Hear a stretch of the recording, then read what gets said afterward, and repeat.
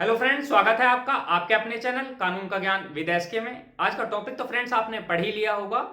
Lockdown में आजकल बहुत शादियां हो रही हैं और लॉकडाउन खुलने के बाद में लड़के वाले दहेज की मांग कर सकते हैं। तो क्या ये लीगल है या इलीगल है दहेज की मांग करना? इसी टॉपिक पे आज मैंने वीडियो बनाई है, तो चलिए वीडियो स्टार्ट करते हैं। डोरी प्रोहिबिशन एक्ट 1961। डोरी का मतलब होता है दहेज। दहेज निषेध अधिनियम 1961। ये एक्ट लाया गया था खासकर उन लोगों को सजा देने के लिए जो दहेज के लोभी थे और जो महिलाओं का उत्पीड़न करते थे, दहेज के लिए सताते थे। तो 1961 में इस एक्ट को लागू किया गया था। हालांकि इसमें 2 बार अमेंडमेंट हो चुके हैं, 1984 में और 1986 में। ज्यादा टाइम ना वेस्ट करते हुए अब बात करते हैं मुद्दे की। अंडर द डोरी प्रोहिबिशन एक्ट, डोरी इंक्लूड्स प्रॉपर्टी, गुड्स और मनी।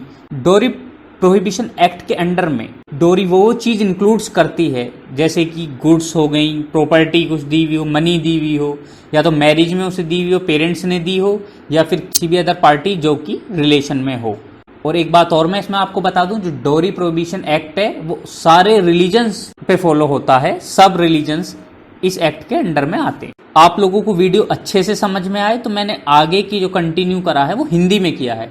दहेज निषेध अधिनियम 1961 के अनुसार दहेज लेना, देना या इसके लेन देन में सहयोग करने पर 5 वर्ष की कैद और 15,000 रुपए के जुर्माने का प्रावधान है। जो दहेज निषेध अधिनियम एक्ट है उसमें ऐसा नहीं कि दहेज मांगने वाले पे ही लागू होगा, जो दहेज दे रहा है उस पर भी एक्ट लागू होता है।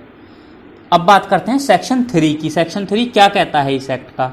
दहेज लेने या देने का अपराध करने वाले को कम से कम 5 वर्ष के कारावास के साथ में कम से कम 15,000 रुपए का या उतनी राशि जितनी कीमत का उपहार हो उतना तो जुर्माना है। लेकिन एक बात और मैं इसमें आपको बता दूं कि शादी के टाइम पे वधू को यानी कि लड़की को जो भी उपहार में दी जाती है चीज, जो उसके नियम अनुसार सूची में आती है कि उपहार में है, वो दहेज की परिभाषा में नहीं होगा।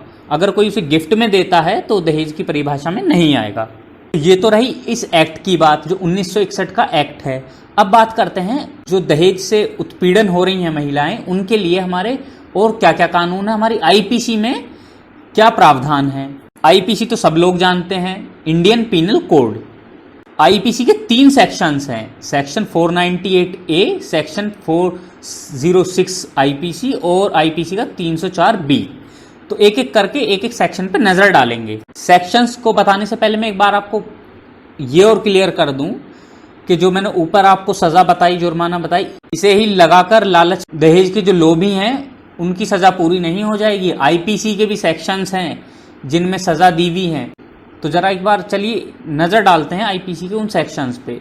जैसे कि पहला सेक्शन है इसमें 498A आईपीसी, हस्बैंड और रिलेटिव ऑफ अ हस्बैंड, या तो हस्बैंड या उसका कोई भी रिलेटिव हस्बैंड का क्रूअल्टी करता है उस वुमन के साथ में, क्या प्रावधान है, क्या सजा है इस सेक्शन में।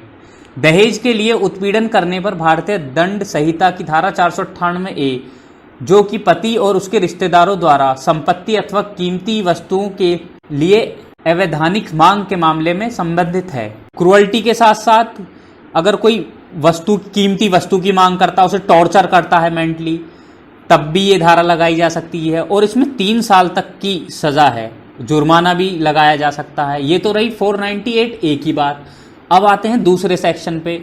सेकंड सेक्शन है हमारा सेक्शन 406 आईपीसी का, स्टेट पनिशमेंट, जो बताता है जो क्रिमिनल ब्रीच ऑफ ट्रस्ट है उसके लिए पनिशमेंट बताता है ये सेक्शन। तो चलिए एक बार इसे हिंदी में पढ़ते हैं। धारा 406 के अंतर्गत लड़की के पति और ससुराल वालों के लिए 3 साल तक की कैद अथवा जुर्माना या दोनों, यदि वे लड़की के स्त्री धन को उसे सौंपने से मना करते हैं। अगर मान लीजिए उन्होंने स्त्री धन भी उसका रख लिया है ना लड़की का, और उसे घर से निकाल दिया है, तो भी 406 उनके ऊपर लग सकती है। लास्ट सेक्शन है हमारा 304B आईपीसी। आजकल जो डोरी डेथ है वो काफी ज्यादा बढ़ती जा रही है, दहेज के लिए लड़कियों को मार देते हैं।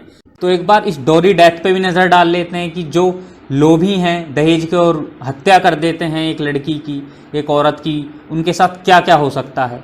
हुएवर कमिट्स डोरी डेथ, सेक्शन 304B कहता है अगर कोई डोरी डेथ करता है, दहेज के लिए मारता है, तो क्या है इसका प्रावधान, पढ़ते हैं। यदि किसी लड़की की विवाह के 7 साल के भीतर असामान्य परिस्थितियों में मौत होती है और यह साबित कर दिया जाता है कि मौत से पहले उसे दहेज के लिए प्रताड़ित किया जाता था, तो भारतीय दंड संहिता की धारा 304 के अंतर्गत लड़की के पति और रिश्तेदारों को कम से कम 7 वर्ष से लेकर आजीवन कारावास तक की सजा हो सकती है।